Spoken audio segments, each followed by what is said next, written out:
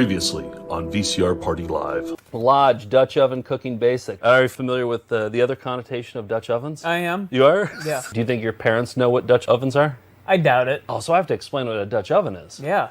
Okay, so when you're in bed and you have the covers on and you blast a big one and you keep it underneath the blankets and you let it really cook in there, that is a Dutch oven. I always thought it was something you did to your partner. Like you farted and then you pull it under. Steve's giving me the thumbs up that that's what it is. It's the act of torturing your partner, whoever you're in bed with. What is it called when you do it by yourself? Farting under the blankets. No, it's a Dutch oven. No, you it's can not.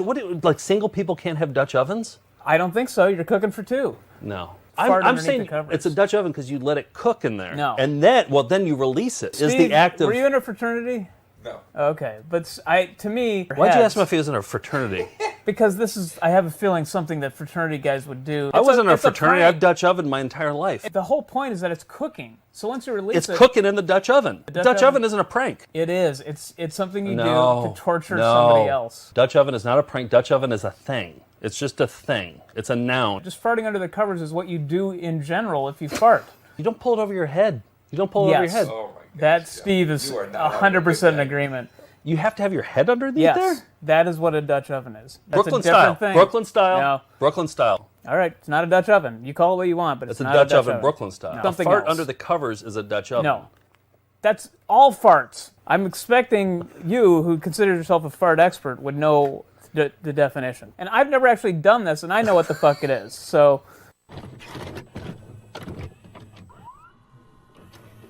VCR Party Live.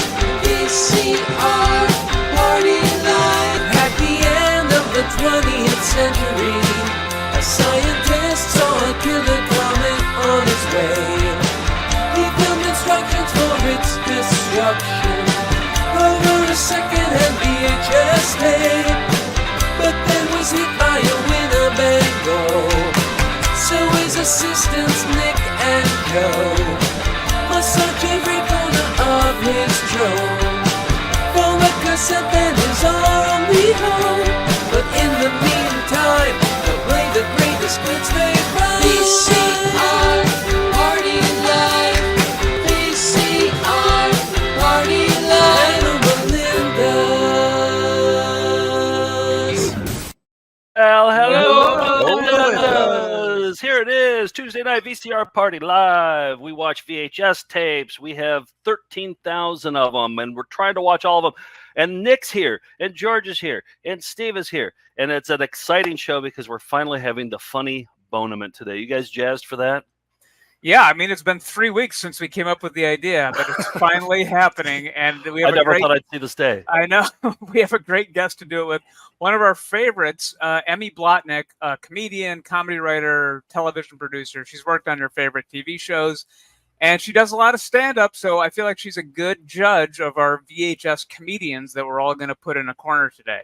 Exactly, and I came up with a convoluted scoring system that I think actually works. I won't run it by you guys now. I'll save it for later, but it's a two-tiered system with half points versus. Well, we'll get into it later. But Doesn't sound convoluted at all. No. Let's get into Found Footage Festival Classic.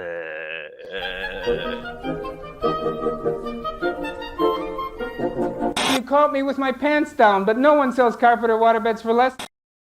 Forgot to show you two videos that I just noticed on the shelf in there that I think are new. This one's fun. Remember Scorchy Taws and the funny names? Yeah, look at it. We got more Scorchy Taws, and we have a Scorchy Taws autograph. Hey, we have almost every corner in the show as a segment. We don't have a Scorchy corner, but maybe it's time. That was called Scorchy's Corner. So it was called Scorchy's Corner. Yeah, you're right.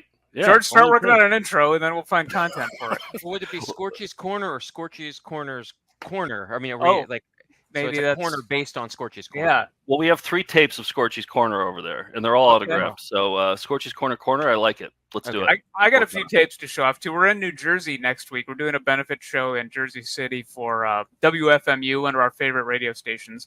I found this in the office. This is Turn Up the Volume, Volume 1, featuring John Bon Jovi. Of course, New Jersey's native sons. But look, win John's Russian tour jacket. And I was like, I wonder if it's still in there. Look at, we have the this is the thing. This is the sweepstakes, and it shows you. So I don't know. Maybe this wasn't claimed, and we could still win the tour Submit jacket. it. All Why right. not? So What have you got to lose? Yep. And then there's a few others. I've been talking about how I've been running low on Simitar videos. That's our favorite production company from the Twin Cities. But look, I got a box of a bunch of them. Monster truck bloopers. I don't know what a blooper would be. The Off-Road Wars, real 4-wheel in action. These are both single tapes. Now we got a double tape. Swimsuits with fast cars and beautiful women. Which tapes. we have. We have Fast Cars and Beautiful Women. Yeah, but not No. the swimsuits. Not one. swimsuits. And then we got another twofer. This is Killer Rodeo and Rodeo Funnies. So that's Rodeo bloopers and rodeo funny. What? Well, I guess we have fatalities here. Yeah. And then just kind of funny parts here. The funniest Well- deaths at rodeos. Well, we have some rodeo bloopers tapes, and I don't get them because isn't every time they fall off the bowl a blooper? Like, what could a blooper possibly be? Yeah. In a rodeo, isn't everything a blooper? It's a built-in blooper. Well, sometimes like the guy comes out with the bull riding him. Like that's funny. Oh yeah, You if it know? were a mistake, then that would Yeah, be It a happens all blooper. the time. Yeah. Yeah. And then that. By the way, just one more. This is a threefer. These are pretty rare, but we got a threefer. It's a street rod. So Wow, thanks. looks boring. These Looks arrived in the really mail. boring. So we got a pretty good stack of scimitars to keep us going for at least a few months. Okay, let's get into this Found Footage Festival Classic. This one, this just popped up in my hard drive the other day. It was a self-anal massage for men. Do you remember this tape? Of course, who could forget? Yeah. Yeah, that's a good one. I think it was featured on volume 8, I want to say, in a montage called "How to Have Sex" that we kicked the show off with, and this brought the house down. So this is I forgot this guy's name, but this is this week's Found Footage Festival Classic. Here we go. My name is Joe Kramer, and I'm a massage Kramer. instructor. We were taught that there are places on our body that we should avoid, and the asshole is at the top of the list. Until I was 30 years old, I hated my asshole. Twice I even had surgery on my asshole. Not fun. I recommend clenching your asshole in rhythm with your breathing. What results can you expect from anal breathing? Well, less tension in the asshole, and you certainly enjoyed your asshole. So what happened? I have relaxed and healed my asshole. This muscle, this major pump, is the secret of the asshole. Yep, there it is. Okay, and what's your relationship? What are you guys like? What's your relationship with your assholes? Everything good? pump. Yeah, major pump reporting to duty. It's always like you're watching like Ned Flanders talk about his asshole whenever you see that. Yeah. There's one time where we realized, oh, he's in another video we have. Was it male genital massage or what was the other? Probably. Tape. Yeah. He pops up in a lot of videos. Yeah. In the sexy section over there. Yeah. So, yeah. Joe Me and Kramer. my asshole are just friends right now. So Oh, really? yeah, we got a ways to go. Yeah. Steve, you have a haven't love-hate spoken- relationship. I haven't spoken to my asshole in 15 years. Oh, I'm no, not gonna start today. You're estranged. Oh my God! Let's work on that this episode.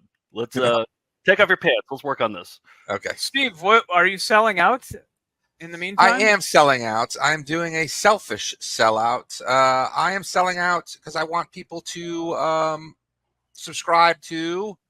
Hold on, let me see if I can get it there. There it is. To the Found Footage newsletter? Fest YouTube page.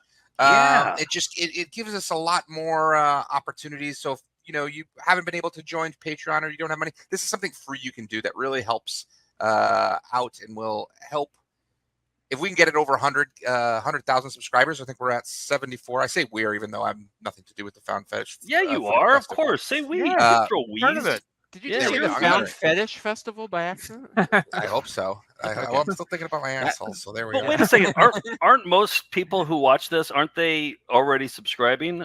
I never subscribed to anything before starting to do this, so I think a lot of people are probably like me, and they just go and watch the videos. Like I don't subscribe to half, and then since doing this and realizing, that what the help it is, that now I've started subscribing to things, even though it shows up. Because a lot of times, like once you start finding things, like it'll just show up in your For You page or whatever you call it. So Yeah, this is something tell that your could really friends help to us out. subscribe too. Yeah, get your friends. I don't know. I always hate saying like smash that like button and subscribe. I hate saying that. So this is a good opportunity to say this. Yes, it smash that really helps subscribe the button. cause, and it's something you can do for free. And if you're logging into your friend's computer, maybe just quickly go on YouTube and subscribe for them too. That is kind of 6 years into the show. We're asking people to like and subscribe. So I think we're finally going to figure out this internet thing eventually. This is the ticket out of our hellhole. We're analog guys. Hopefully. It doesn't come naturally, guys. Yeah. So, what can we say? We're late to the cause. Hey, I mentioned Simitar before. Let's showcase another video from them.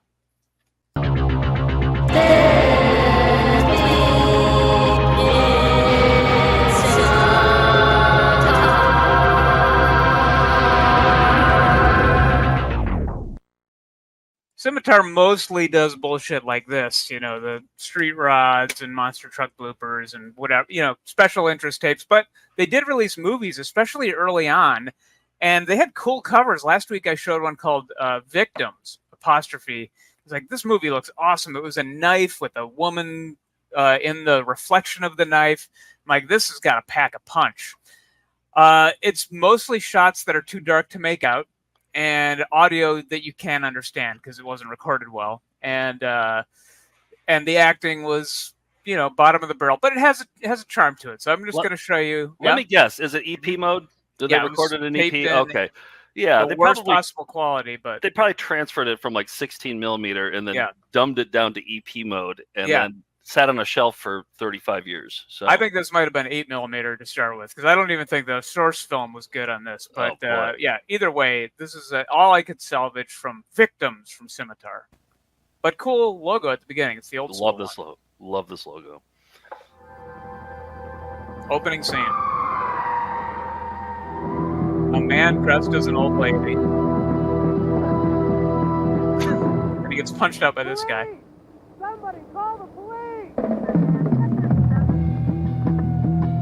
This is how it opens? Yeah. I think they lucked into a good song, though.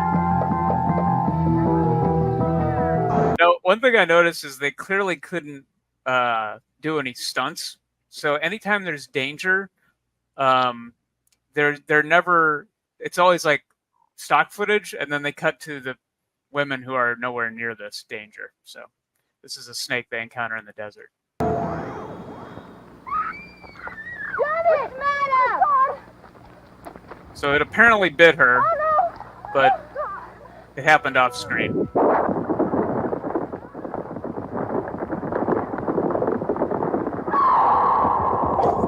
There's an avalanche. One rock avalanche. Yeah. Oh, God, Janet! Are you all right? Somebody's trying to kill us! I know it! And that's Victims. That's all I could salvage from a 80-minute movie.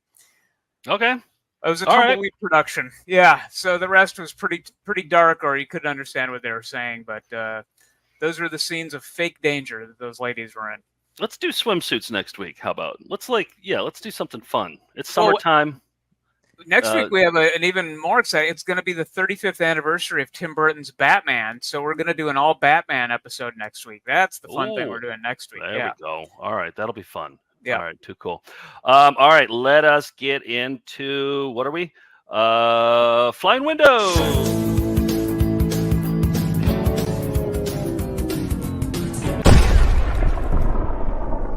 It is Branson month on EP mode this month. We're doing a whole month of all Branson videos for our $10 and up patrons. Yes, go to patreon.com/foundfootagefest. Sign up for the $10 and up, and you get to watch bonus episodes on Thursday nights.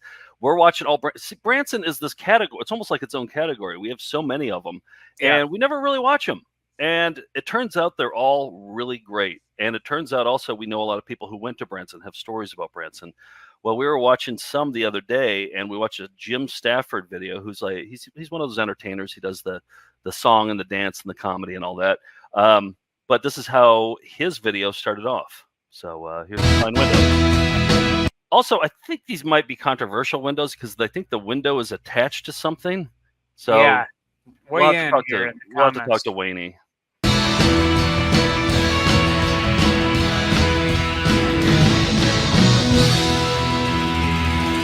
Here it is. In Winter Haven, Florida, there's a self-taught guitarist. Worked for his father in the Cute. television business. It was Jim Stafford. But there's the window. The window's attached to a TV. So, Please welcome the spiders. George, you look upset. Like you don't think this should count. No, it definitely does because it's it's not a real TV. It's a CGI TV. Yeah. TVs are windows into what are they? The windows into, Steve? Into They got a- corporations. The soul. Okay. Oh, okay. And Snakes Man, Jim Stafford.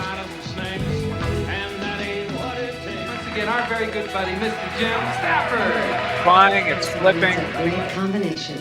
Ladies and gentlemen, Jim Stafford. spinning. If you welcome Jim Stafford. Jim.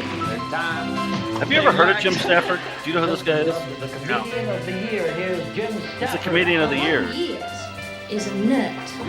Jim Stafford.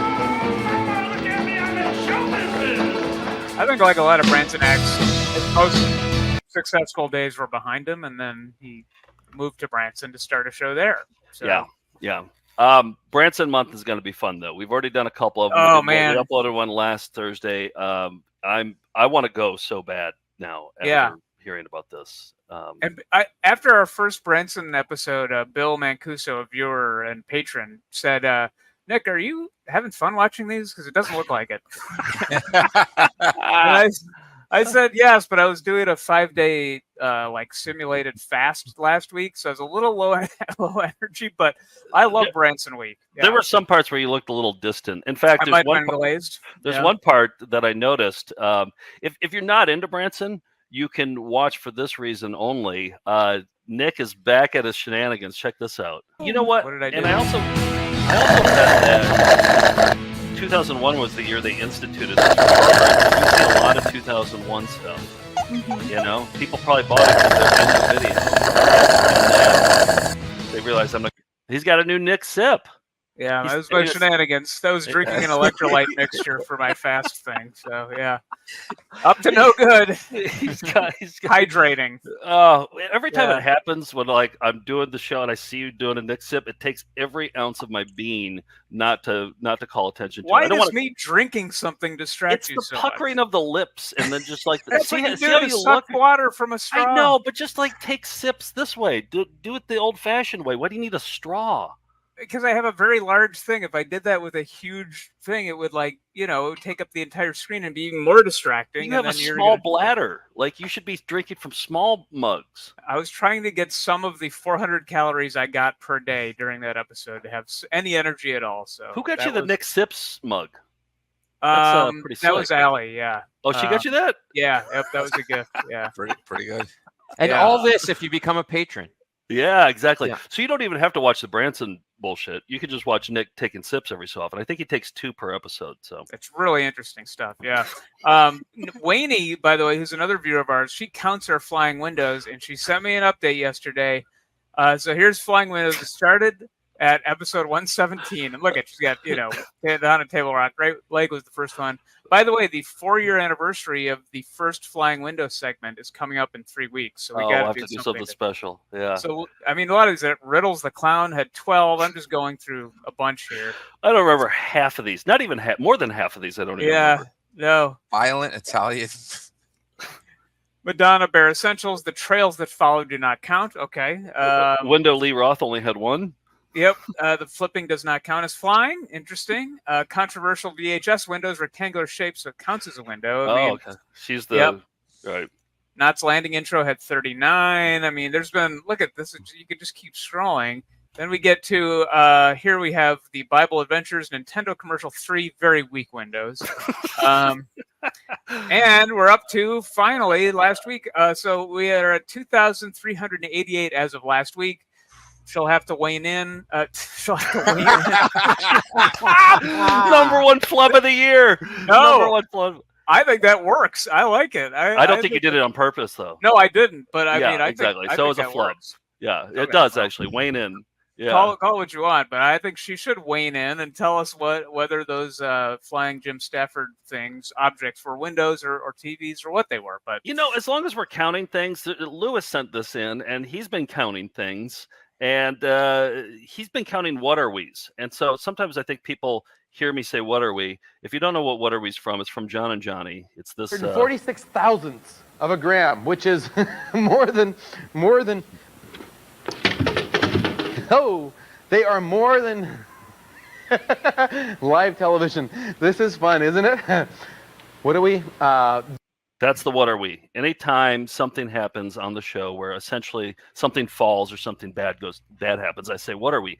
Well, who was it who reached out to us? It was a Lewis who said, my ears have become tuned to the what are we's now.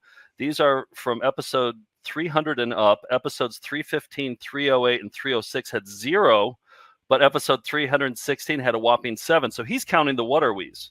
And I think the what are we's are a good barometer of how the show's doing, right? Because, yeah. All right, so he put together a montage of maybe a minute's worth of what are we's. So. What are we? What are we? What are we? What are we? What are we? What are we? He's full on what are we right now. What are we? Person? What are we? This What are we? is- What are we? Not- What are we? What are we? Yeah. What are we? What are we? What are you? What are we? What are we? What were you gonna say? I was gonna say, what are we? This is a big what are we? What are we? What are we? What are we? What are we? What are we? What are we? What are we? What are we? What are we? What are we? Sorry. What are we? What? What are we? What are we? What Sneak are we? preview. What are we? Started on the internet. What are we? What are we? And What are we? What are we? What are we? What are we? What are we? What are we? What are we? What are we? What are we? What are we?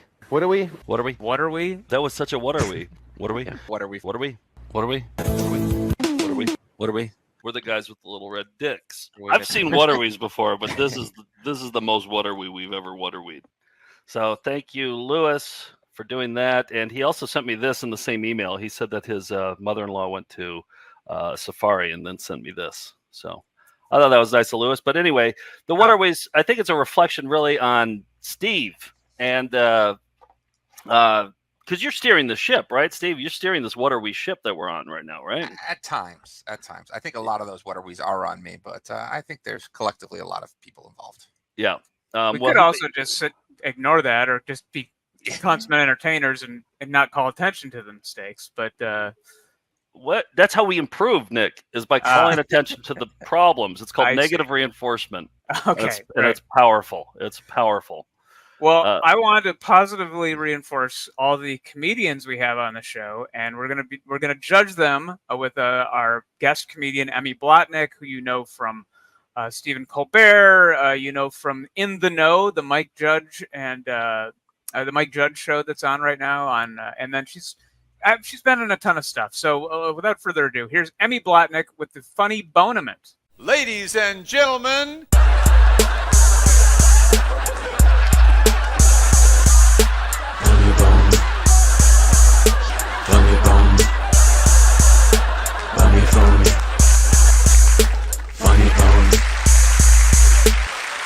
It's Emmy Blotnick. It's been too long. Yeah, it's good to have you back.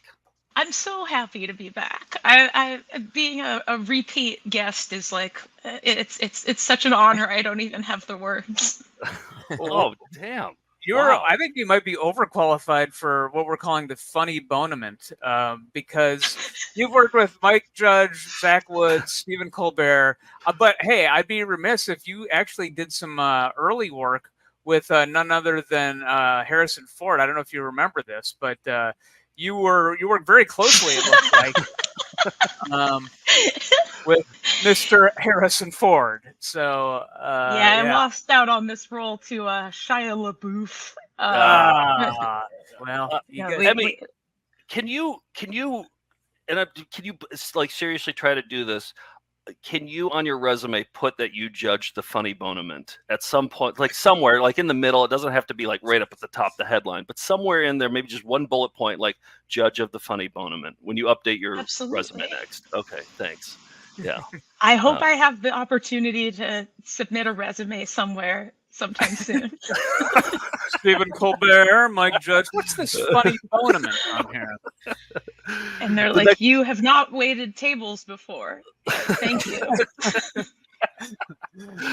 All right, so here's what the funny Bone-ament is. We brought you on because we have a lot of stand-up comedy videos, and we watch them all the time. And we like on this show, we like to determine what the best thing is. And so that's what we're going to do. We're going to watch 4 of our top comedians from the VHS world, and you're going to judge because you know the world of stand-up.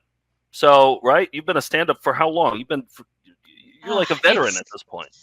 It's like 12 years, maybe longer. That's enough. So you've been around the block, you know, and so you're the perfect judge for this. So I came up with a scoring system, and I haven't actually said it out loud yet, so we'll see how this goes. But okay, so I have an idea for 2 things, 2 scoring opportunities: the guffaw-o-meter and the chuckleometer. Okay, so like whenever you're doing stand-up or you're doing comedy, you get big guffaws, like a big crowd guffaw. Those are the best ones, and those are worth the most points. But then you also get several chuckles throughout, right? Those aren't worth as many points. So you're going to judge based on how many guffaws this person will get, and then how many chuckles this person would get. Now, chuckles are worth half the points. 1 guffaw is equal to 1 point. 1 chuckle is equal to half a point. Do you know what I mean? Because I feel like there's going to be more chuckles throughout than there will be a guffaw. I think I actually explained that pretty well. I'm following. Yeah. Okay. All right. Good. No questions then? Steve, George, Nick, anything? You guys understand? No, I'm working up the my Google spreadsheet so that once the scores are in, I can automatically tabulate them. Okay, good. So we have, Oh, so you have a guffaw meter built into your computer then? Well, so mine does inches, so I have to convert them to meters. Okay. In the well, I call it a chuckle-o-meter. You call it a chuckleometer. Chuckleometer, yeah. Yeah, but so it's 2.2 chuckles per inch. Got it. I think we can't judge based on the audiences they have, because some have 0 audience at all. They're just performing on a public access show with only the camera people there. Some have an audience of 1,000 and they're getting huge laughs. But I think you're going to judge how you think these people would do in a club setting. Like how many guffaws and chuckles do you think they would theoretically get? Because you can't just go by what's on the tape, right? That would be no, exactly. And plus, these are old tapes. These were chuckles and guffaws from like the 90s. What about 2024? I think that's what we're asking. Or is that what we're asking? Oh. How would they do in 2024? I don't know. I think Emmy, use your own judgment to they're your meters. Do what you want with them. I'll say stand-up in particular ages very badly, so we may want to do relative to the era if they're all in the same era. But we could also do a modern day chuckle conversion and see speculate on how it would hold up in today's polarized society. Great. Right. George, you have a calculator, right? So right, and it's like when you drive a car off a lot, it immediately loses like half its value. It's the same thing with a joke. Like you tell the joke, it's funny that minute, but the minute somebody tries to tell it, the next day, it already has some wear and tear. Yeah, and I think Emmy, stand-up ages poorly is the premise of this episode. So right. I mean that's the whole idea. Let's get started with our first comedian, and why don't you start us off here? So I chose Richie. I'm gonna mispronounce his name. Triolo. Is that how you say it, Joe? Yeah, that's right. So he was on. I think this is 1980, early to mid 80s. He was on a public access show called Stairway to Stardom, I believe. Mm-hmm. And great guy, great comedian, and here he is. All right, and I cut together his full performance on Stairway to Stardom here. All right. So you got a pencil, Emmy. Well, you're a professional. I've got a scorebook. I'm on right now. Holy, wow! All right, we're in good hands. Great person, yeah. All right, here we go. Richie Triolo. Let's bring out our next guest. We got a comic, Oh, I know. I heard him. He's good. Yeah. His name is Richie Triolo. Is that it? Okay. Here you go, Richie. Thank you, Frank.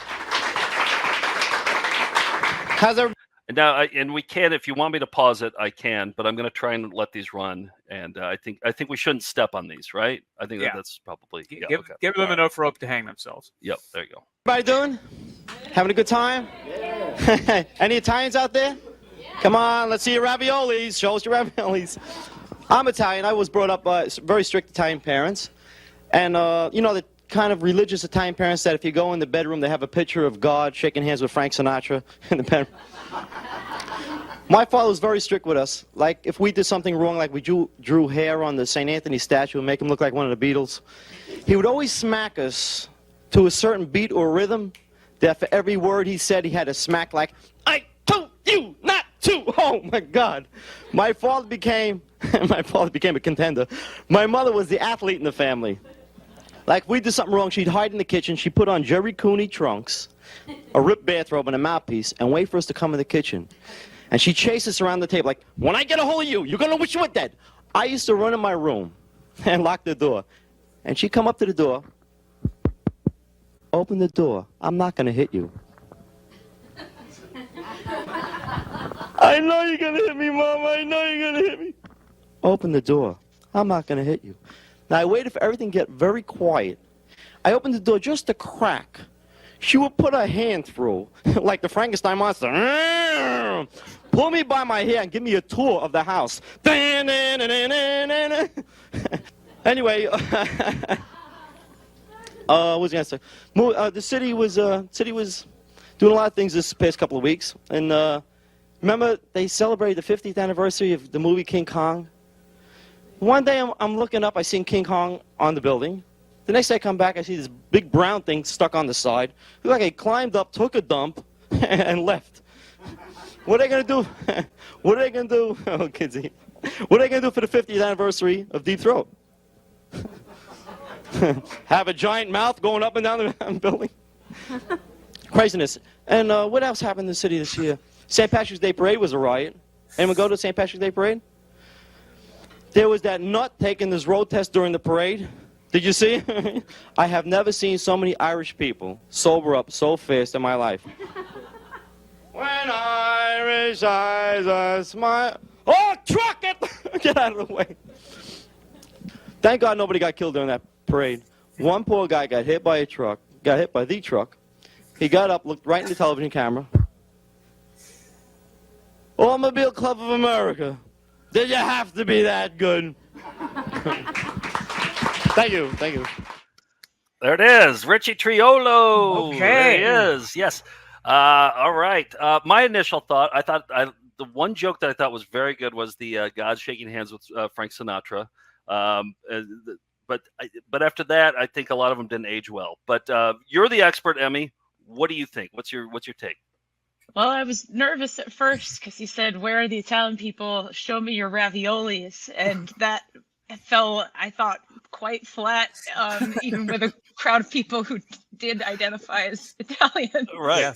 Yeah. It's almost as if people don't carry their raviolis with them now or ever. So I guess by my count, I got 2 to 3 guffaws and maybe 3 or so chuckles. And you can do halves, like you could do 2.5 guffaws. You can do 0.5s.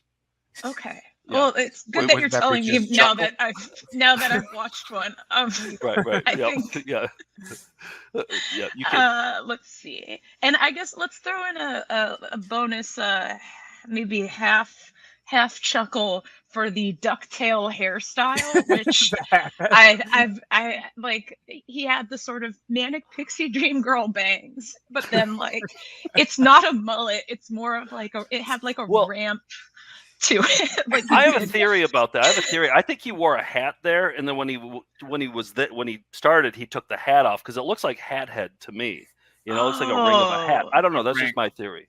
Yeah. That's a good theory, because if you do that on purpose, I don't know what would drive someone to. Right. Yeah. I think physical abuse is a good topic for comedy too. I think that was a good That was a good part of his set, I think, was his parental abuse. Talking about his the child abuse that he went through. Yeah.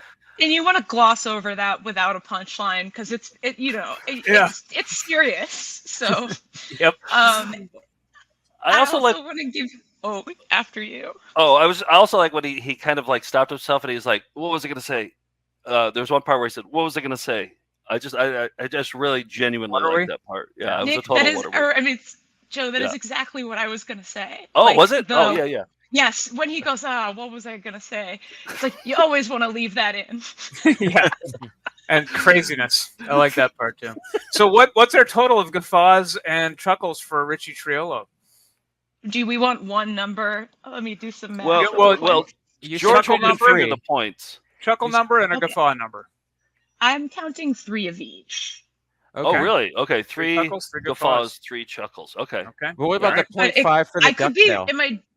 I threw that in the 0.5 is a okay. Wait, so it would be 5.75 is the total. Okay, total by my small count. Yeah. Okay. The funny bone score. Yeah, the funny bone score. Yeah. All right. Well, keep that barometer in mind because I've got one to show you. Now, this is a woman 2 weeks ago.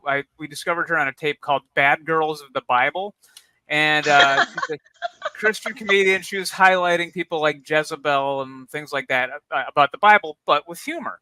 And I've since tracked down other videos in that series. We're going to watch just clips from Really Bad Girls of the Bible, the sequel. Okay, but here's some other tapes. No, this is new. Oh, sweet. And here's another one: One Size Fits All and Other Fables. Liz Curtis Higgs. And then this one I love. This is just Liz. So that's 2 of the videos in the Liz Curtis Higgs. She did motivational speaking, but she's a comedian, but just finds a way to do it for churches, basically. So this is a new tape. This is the sequel to Bad Girls of the Bible called Really Bad Girls of the Bible. It was an hour-long set, so I couldn't just let it run like Richie Triolo. So I've had to edit it creatively, but hopefully you can still tabulate the scores based on the punchlines included. Take a look. Here, come spend the next hour with us laughing and learning about those really bad girls of the Bible. You'll meet women who were bad and proud of it, bad for a good reason, under a bad moon rising, and bad but not condemned. The girls and I are ready when you are. When I came to know Christ, there were whole circles of people going, I stopped praying for her years ago, didn't you? Yeah. Wow. Getting a control freak like me, a woman who has a coffee mug that says the queen of everything, and a daughter who wears a t-shirt that says the princess of quite a lot, you know. I mean, is this dysfunctional with a capital D? This is worse than anything Jerry Springer has ever come up with. You put your right foot in, you put your right foot out. This is hokey pokey, not hanky panky, okay? Whoa, female prophet. Write that down, honey. That is more rare than a decent dress on the 75% discount rack in your size. A woman was there who had been subject to bleeding for 12 years. Think about bleeding for 12 years. I mean, honey, look, 5 days a month does me in. And the poor disciples. In the Hebrew, it says she was of exceedingly good appearance. The Lizzie Revised Version is, ooh, Hanacha. Whoa. I mean, look at her name. Bathsheba, you know. Let me try and get you picturing David. Okay, are we clear with Bathsheba's situation now? He's standing. I know. Don't you know you're in a pit? Catch!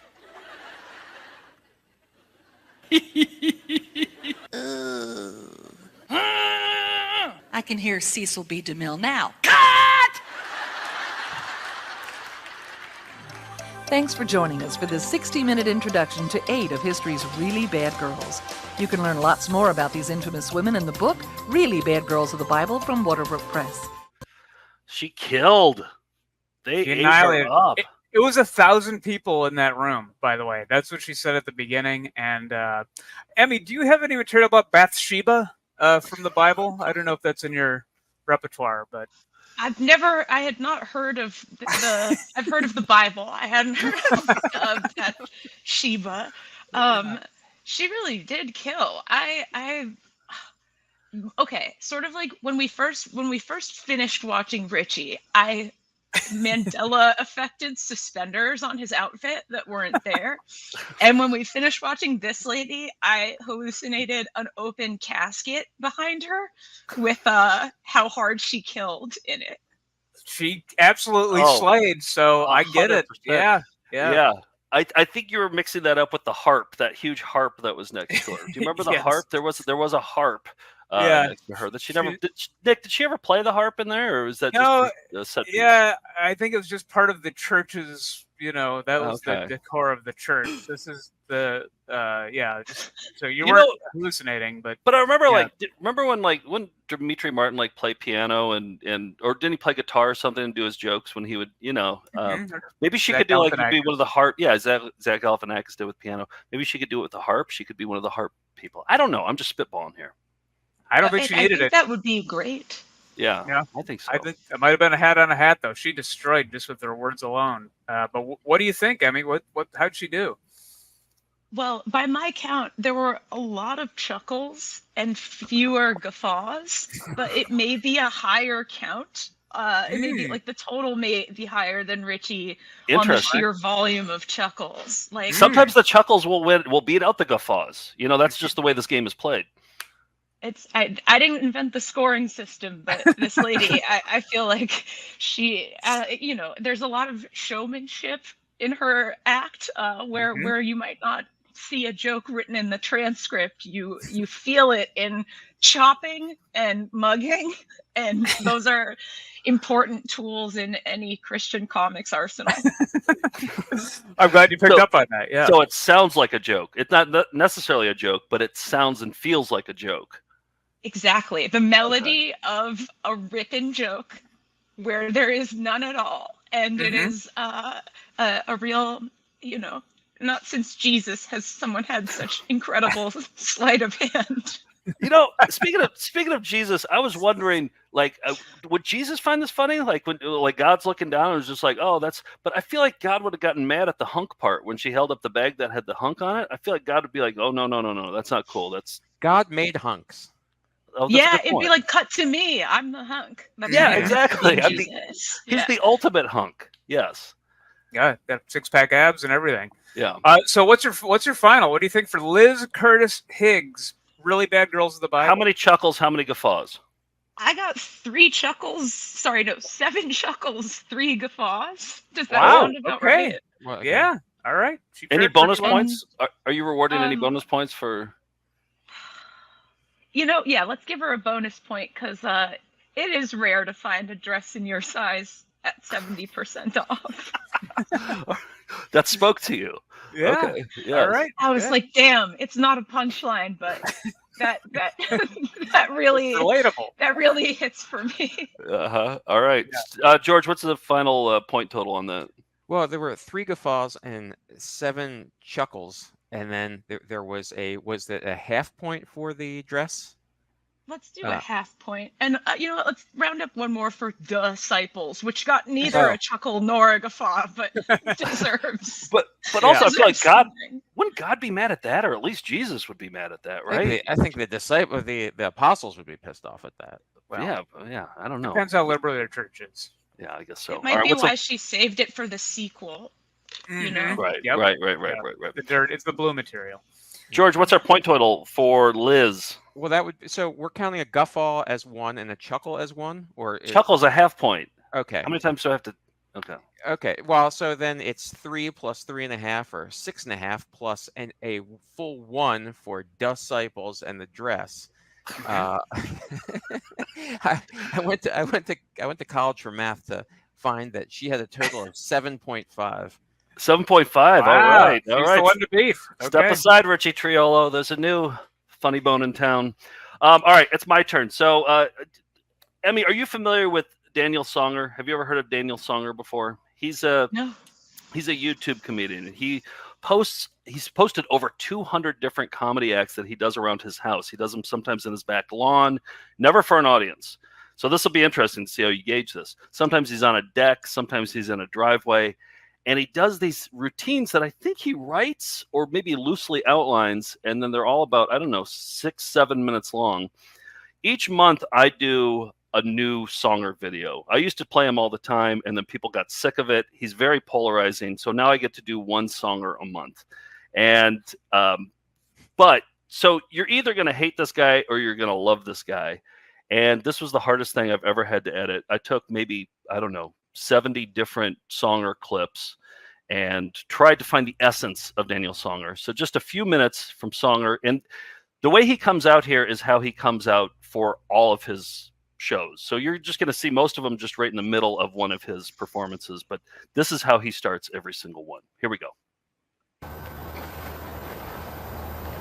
Ladies and gentlemen, comedian, entertainer, Daniel Songer, back for Comedy Act 206, the greatest comedy act of all time, welcomes Daniel Songer.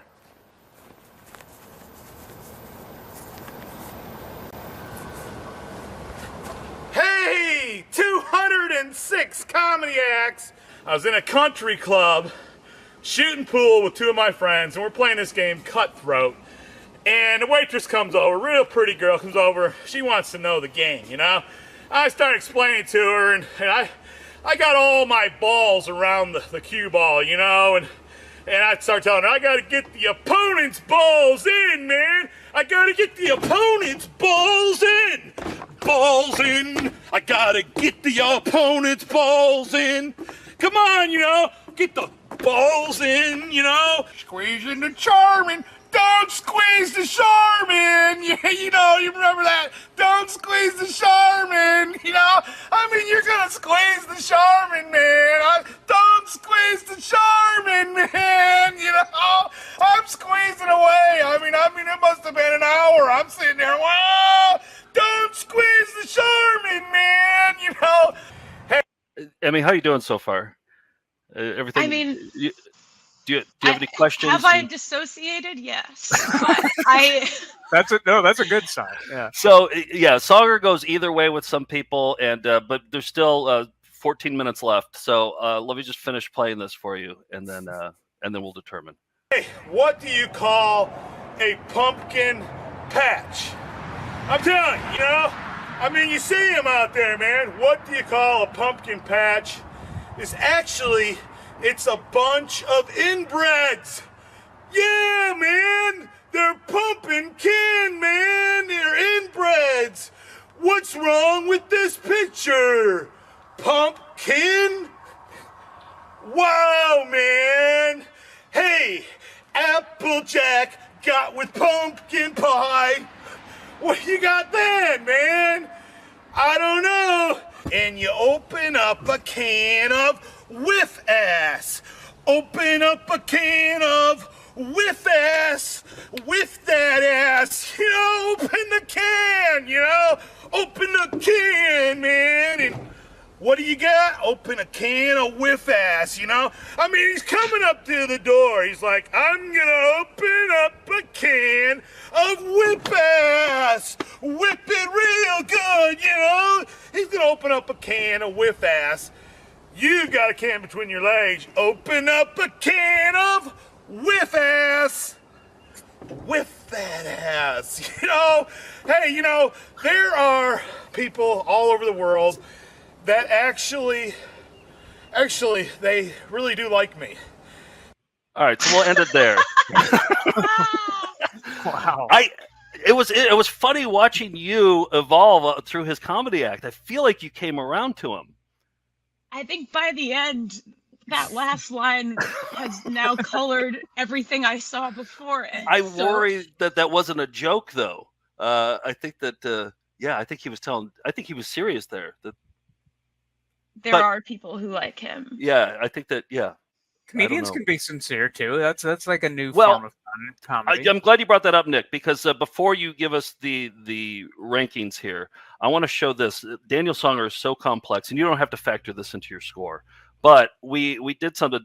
Tim Harrod, who submits all the songers to me, he's the songer expert on this. He sent me this segment called "The Two Sides of Daniel Songer." So you will see a serious side of Daniel Songer, but then you also see the fun, enjoyable side that we all know and love. So here's Two Sides of Daniel Songer. Two Sides of Daniel Songer. Side 1. You are my Lord, please be my Savior. Jesus, rescue me and keep us together for our love. Side 2. Jerk-offs! All men are jerk-offs! All men are jerk-offs! You know what I'm talking about!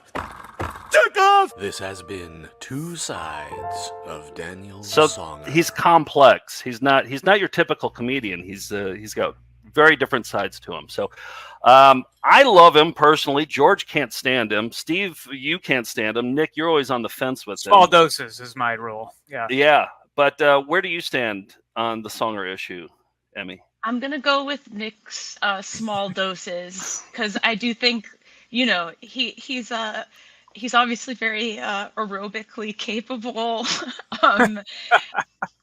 It's hard to count chuckles and guffaws when there's no audience, but I personally guffawed once, and I'll count. I saw I think 3 different patios, so we can let those count. I think as I'll defer to you if having a lot of patios is chuckle points or guffaw points. Maybe the patio should weigh into your bonus points at the end, because I feel like you know what I mean. So for the chuckleometer, that has nothing to do with patios, but bonus points does. So maybe you want a bonus point for each patio that he was on, which I think was 3.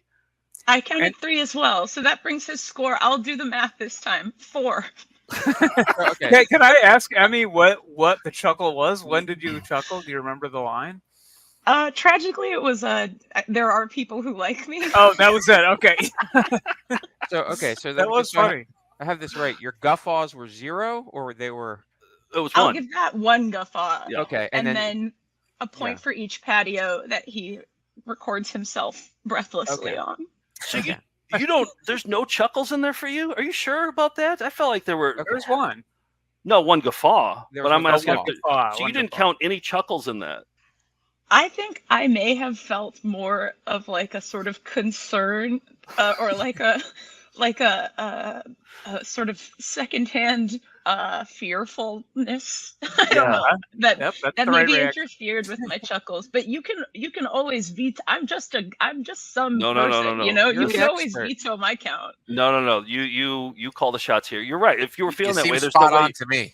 Yeah. Okay. All right. And I feel like most of the viewers probably agree with you on that one too. All right. Well, we got George here, who might be a ringer. Who are you highlighting here, George? Well, I'm highlighting Christian comedian Dennis Swanberg. Of course, the New Testament is one of the funniest books in history. Many comedy styles are directly from it. Your mom jokes comes from the Immaculate Conception. Knock knock jokes are from the Resurrection. So let's just see. I think he does a lot of impressions. Is that right, Joe? That's his claim to fame, really. Okay. So yeah, we haven't seen any impressions so far in this funny Bone-ament. So get ready to be impressed. All right. Here he is. Life of Love and Laughter with Dennis Swanberg, inspirational speaker, TV personality, and world-class comedian. His down-home charm and heaping helping of hospitality have made him America's Minister of Encouragement. Lesson 1 of the study is entitled Laughter from the Rafters. Those gutsy go-getters, those 4 that went after their paralyzed buddy. I've often wondered if one of them was sort of John Wayne-ish, you know? Hey, let's go and get Harley. He needs the Lord, needs to be touched, needs to be healed. I believe the Lord can touch him. Anyone want to go with me? And maybe the second guy was sort of like a Slim Pickens. I'm telling you one thing, I'll go with you. I've seen him do it. I know the Lord will touch his heart and touch his life and might even heal him. And that's exactly what these four did. Maybe the third one, maybe he was sort of like a Barney Fife. Well, sure, let's go get him. Come on, let's go. Bless his little heart. Maybe one of them was a sort of a Jimmy Stewart type. No, all right, that's good. Let's go get him. But we got to be careful because sometimes when you're paralyzed, your bones are fragile, and you could break a bone. And then the Duke kind of fella said, well, if we do, the Lord will have to heal him. Let's go get him. Well,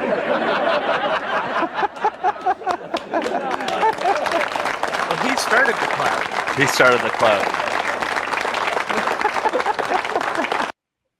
There it is. There's Dennis Swanberg, man of many voices.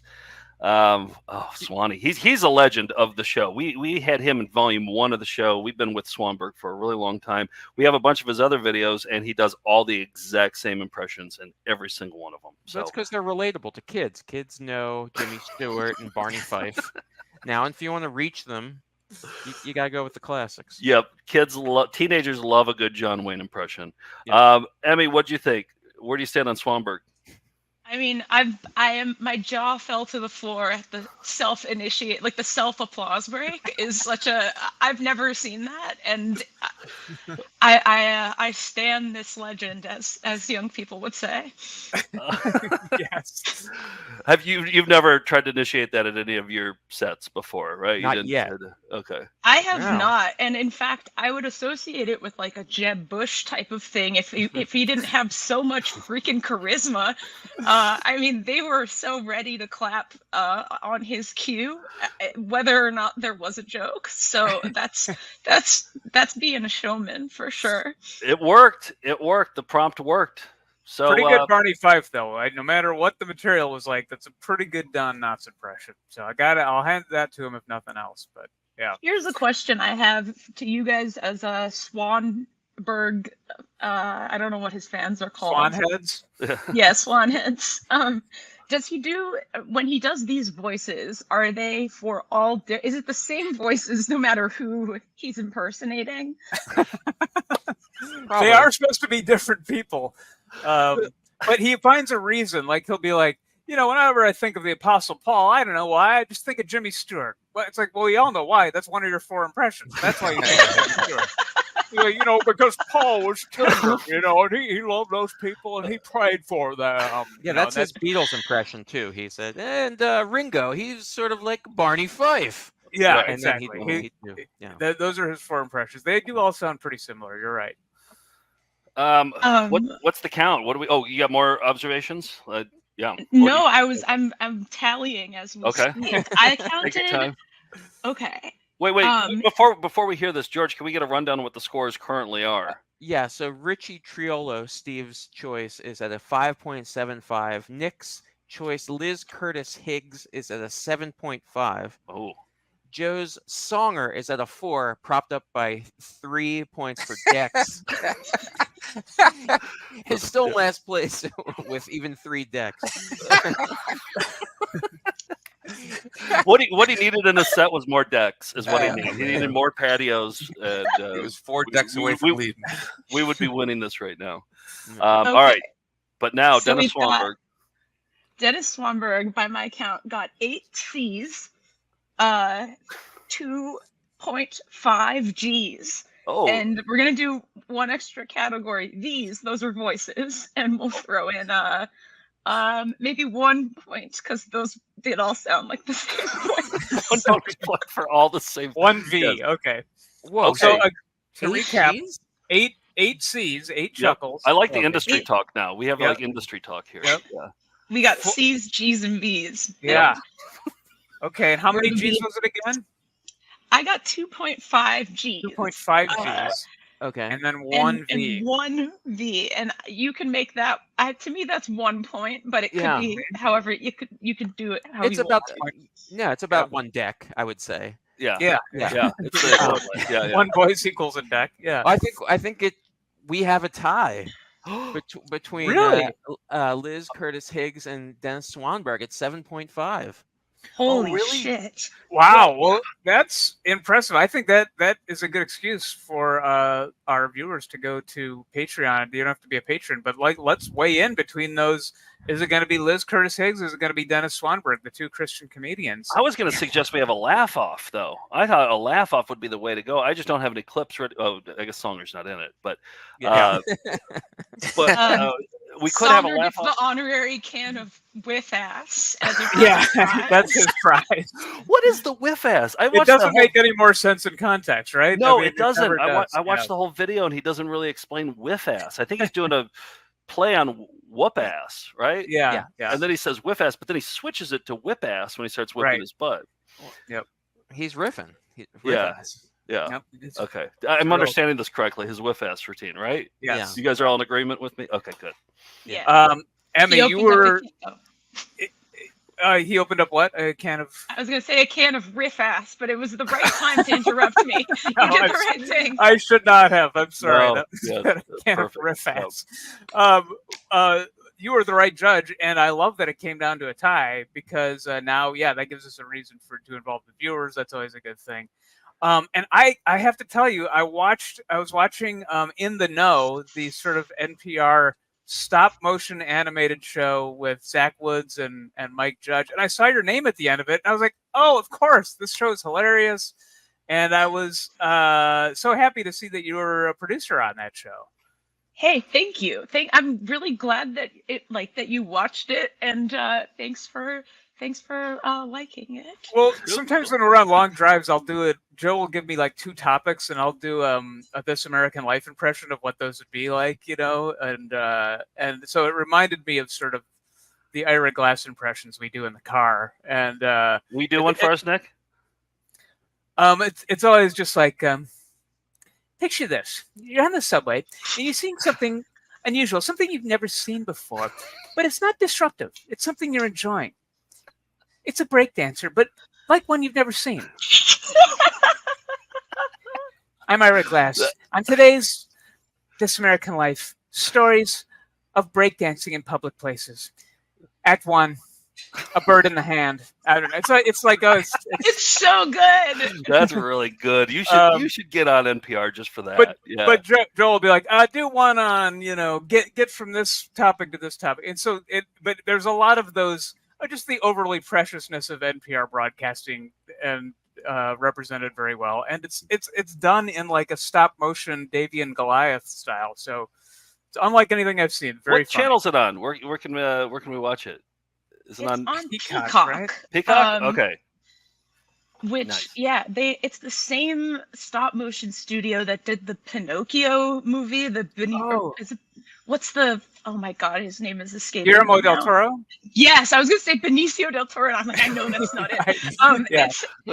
They are like really seriously good stop motion artists. I found that show really nice to look at. And then the preciousness of NPR is just endlessly entertaining. So very funny.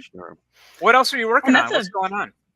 Oh, I'm developing an animated show, and I'm trying to get my ducks in a row to record a stand-up special by the end of the year. Oh, nice. And started feeding my dog an expensive fresh food, so that's taken up a fair amount of my time. Yeah. I bet it's expensive. My guess is it's expensive dog food, right? I give my cats the good shit too, and they don't even care. They'll eat Fancy Feast. They'll eat Burger King. They don't care. How's your dog enjoying it though? He seems to really love it, but Okay. I'm like, I guess I need to start eating more lean meats and vegetables myself, because really blowing it out for this fucking dog. He's a mutt from Facebook, but he eats like a pure Bernedoodle. So very Mutt from refined palate. What's the doggy's name? his name's George. Oh, cool. Yeah, we George. got a George. Yeah, it's a He's name our you can mutt. trust. He's our mutt Ricky from Facebook. George gang. Yeah. Aw. Emmy, thank you for judging. You were the right person to do this. You nailed it. You knocked it out of the park. And will you actually put this on your resume for real now? Now that you've actually done it, will you actually like put it? It'll go on. Go into your stand-up LinkedIn and add that on. And make sure you put that your what was the name of this again? The funny Bone-ament. Yeah. Funny Bone-ament. With hyphens. Employed from yeah. Bone-ament. Right. Yeah. Employed from 6 to 7 p.m. Yep. Yep. Perfect. Best awesome. hour of my life, dudes. Yeah. Thanks for having Best me. hour So for us good. too. Thank you, Emmy. Thanks, Emmy. Say hi to Harrison Ford for us. Thanks to Emmy Blotnick. And we could do a part 2 of this because there's so many more VHS comedians. I thought of like 4 more Yeah. while we were, but it maybe has to be an annual thing now at this point. So we'll bring Emmy back. Yes. Yep. All right, let's get into some cyber videos.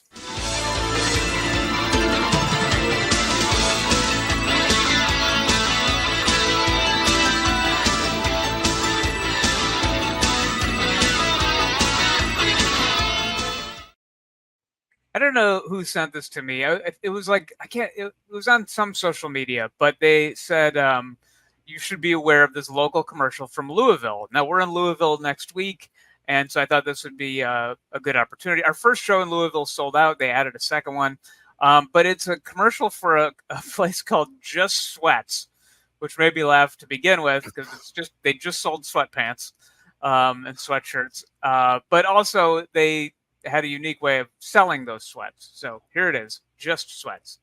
Hi, boys and girls. And mommies and daddies. This is Pee-wee London for Just Sweats. The only place for good sweats. Do you know the secret word of the day? It's sale. What sale? At Just Sweats. Crewnecks, pants, assorted tops for toddlers and kids, just $3.99 each at Just Sweats. That's $3.99 each for toddlers and kids. The shelves are stocked with new merchandise now at Just Sweats. Many great locations: Dixie Manor, Holiday Manor, Iroquois Shopping Center, and Indian Trail Shopping Center. We should go to one of those next week when we're in Louisville. They're definitely around. Yeah. See if Just Sweats is in one of those 4 locations. I wonder if Just Sweats is right next to Wet Pets. I wonder if Wet Pets is right. Just one-stop shopping. You can go Just Sweats and Wet Pets. I like to think they are. Yeah. I don't think we have time for any other cyber videos, but we have time for maybe answering somebody's question. Oh yeah, let's do that at a done. Steve, you got the graphic for that?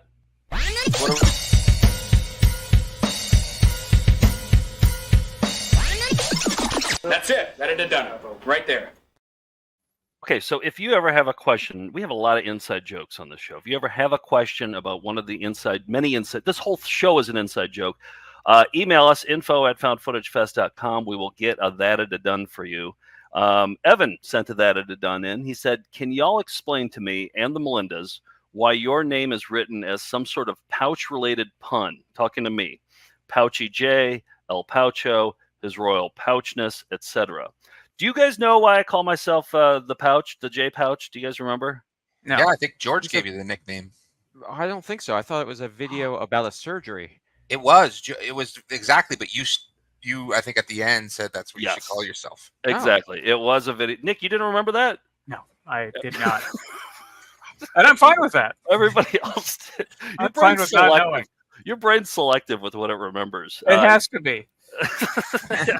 There's too much bullshit that we're subjected to on a daily basis. How would your brain forget this? The VJGS video. And what is it? Where is the word J Pouch? It's somewhere in there. But yeah, I think it was George. Oh yeah, there it is. Live of the colonic J Pouch in the restorative protectomy. Yeah. Yep, and Scorchy Taw's autographed it too. Scorchy Taw's signed it there. Oh, that's nice. But yeah, so this is how I think I showed it when we got it in the mail. Probably Bob Hedges sent it. I think it's a safe guess. That'd be my guess. Yeah. And yeah, so yeah, that's where the J Pouch comes from. But I asked McKenna the other day if she could digitize that. So and it's a surgery video. Oh boy, it's a surgery video. But I wanted to see if they talked about the J Pouch, which is my new name. I'm going to go down to the courthouse and legally change it after this. Oh, good. But here's what the J Pouch video looks like.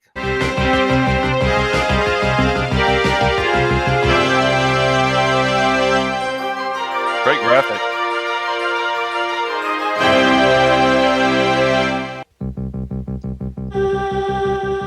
There it is. That's what it said on the cover. Huh? That's what it said on the cover. Yep. Here we visit with Dr. Stephen Wexner, who has been investigating the J-Pouch's performance. We see that 2 months after surgery, in the straight group, the mean number of bowel movements is 6.4 per day versus 2.0, or less than a third the frequency of bowel movements in the pouch anal group. One such technique. This was pretty rough, so I chose to blur it out. Thank you. Mainly because I didn't want to play a filth corner graphic beforehand because we don't have a lot of time, so I just chose to blur it out. The colonic J-Pouch is providing superior functional results when compared with the more traditional straight anastomosis. The use of a colonic J-Pouch to compensate for the loss of the rectal reservoir was first described in 1986 in France. So that's what the J-Pouch is. I think everybody understands what a J-Pouch is. Of course. Right, now you understand it. And Nick, how quickly will your brain forget all of this? I've already forgotten it. Okay. Yep. I don't remember where the J-Pouch came from already. But, okay. 1986 was a good year for J-Pouches. It really was. Yeah. It really was. It was an excellent vintage. I mentioned that we're in Louisville next week, but this week on Friday we're in Albany. We're playing one of our favorite venues there, and we're showing Chop and Steal. This is the documentary they made about us. But you're not only get to see the movie with a group of other weirdos in a theater, which is the right way to watch it. It is streaming, but that's the fun way to watch it, is in a big group. But we're going to do a Q&A afterwards. We'll be there in person, and we're going to do a fun live show after there, just a mini show, and we'll show some new stuff. So show up in Albany if you're around. All those details are at Found Footage. Is it at the Linda? Is that where we're playing? It's at the Linda. Yes. Yep. Okay, good. I love the Linda. It's a great venue, yeah. I love the Linda. Cherished Gems, our DVD, our greatest hits DVD. For some reason, it's been sold out for the last 3 years, and we didn't notice. And it was one of our better-selling DVDs. Yeah, and so we just reordered some. If you want to get started in the world of Found Footage Festival, start with Cherished Gems. It's on our website. It's back up, and it should be going out in a couple weeks. Start with Cherished Gems, then move your way into the origin of J-Pouch. I think eventually that's the trajectory. Yeah, right. Exactly. Yeah, that's where you start. By the way, we're also in Indianapolis next week. So yeah, and I forgot. Yeah, Jersey City will be there too for a benefit for WFMU. So those are some of the. And also I don't know if we mentioned it, but VHS Fest. It's the 8th annual one at the Mahoning Drive-In Theater. We're hosting that in Pennsylvania. It's so fun. We're there the whole weekend, 3 days, 3 nights, and there'll be vendors with rare VHS tapes and. It's super cool. So dropped a lot of money there, and we always come back with 5 good stories from VHS. Yes. Yeah. Wasn't Mr. Nasty at the last one? People still talked about that in Detroit. There was did you intend it to be that awkward? And we're like, yes and no. We leaned into the awkward. It's a happy accident. Yeah. A Found Footage Festival legend sent me some artwork that they made, and I want you guys to guess who it is just based on the artwork alone. Okay. All right. It's cool artwork. I like it a lot.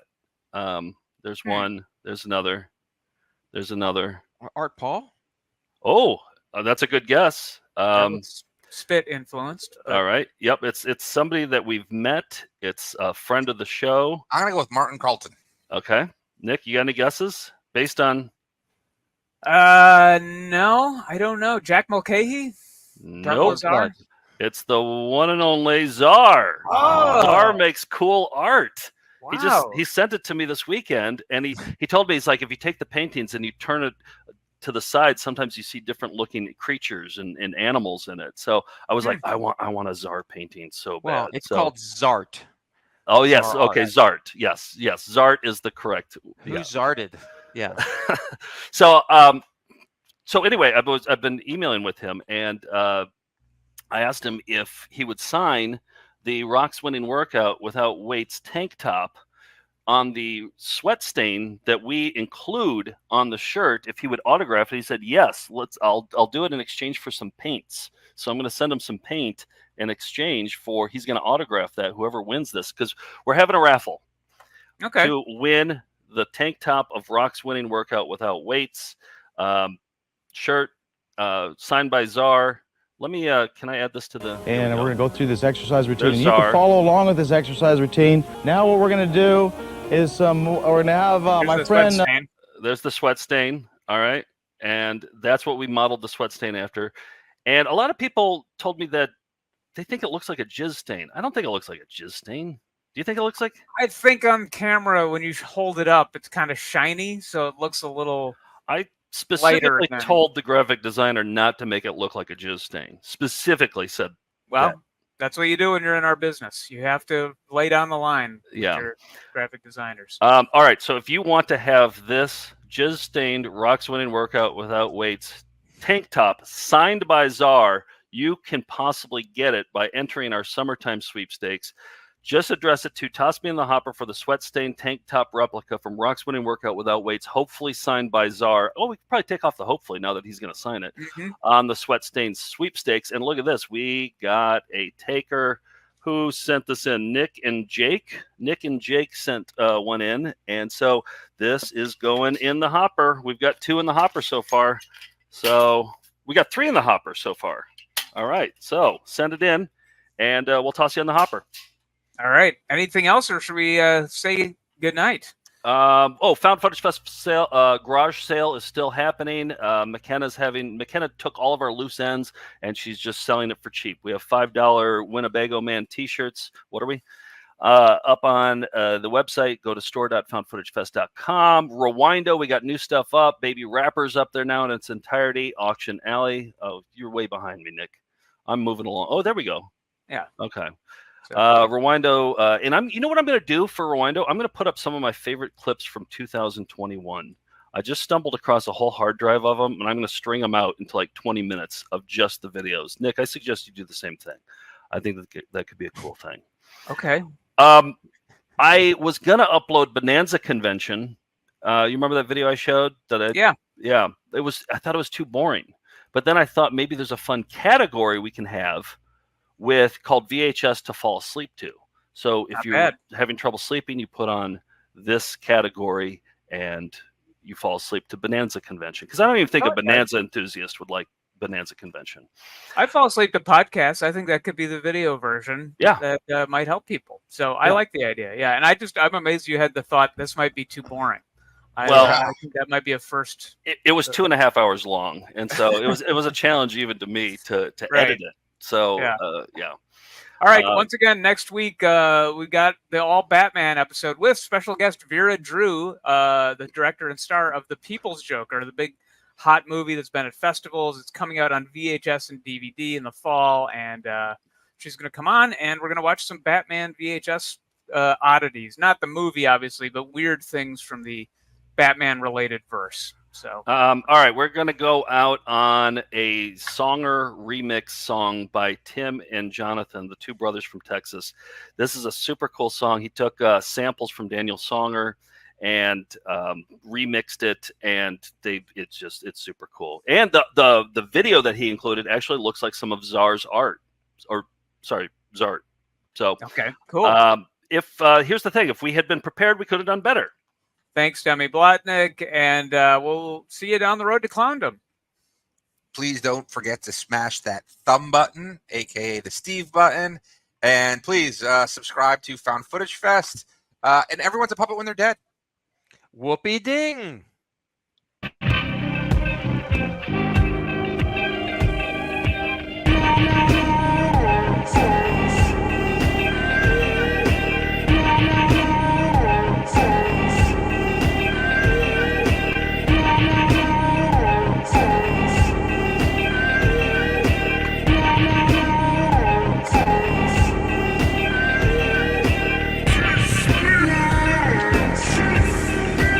Wow!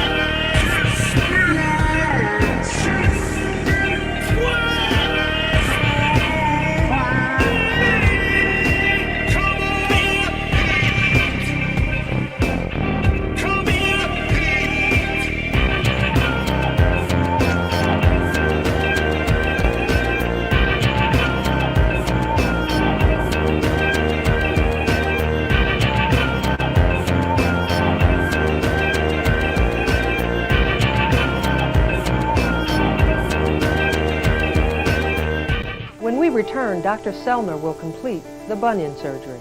Yes, those are his pajamas he's wearing. All right, I gotta go. That's all. That's it. Let me see that one. Rocks are done.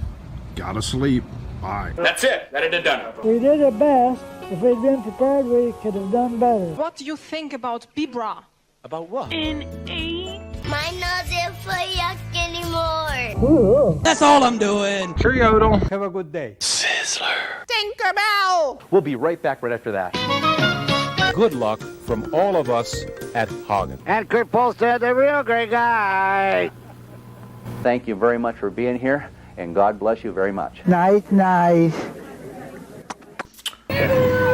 Goodbye. Jim's coins in Hilldale.